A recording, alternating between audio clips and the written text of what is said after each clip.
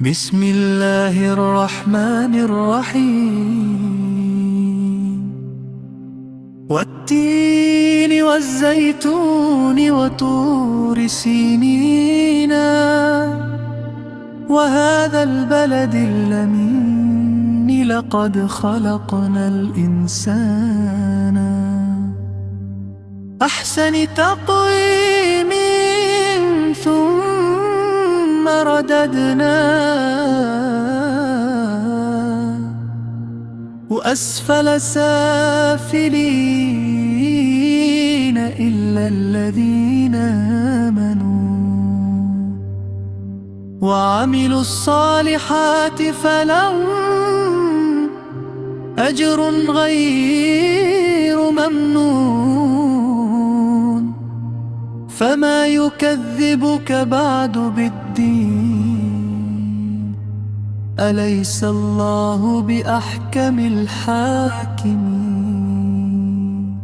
أردوا ترجمة قسمها أنجيل की और ज़ैतून की और तूर सीना और उस अमन वाले शहरी मकान की बेशक हमने इंसान को बेहतरीन सा शक्ल सूरत है पैदा किया फिर हमने उससे नीचों से भी नीचा कर दिया सिवाय इन लोगों के जो ईमान लाए और नेक काम किए तो इनके लिए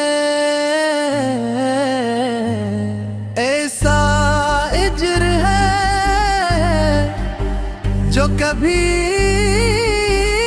खत्म न होगा।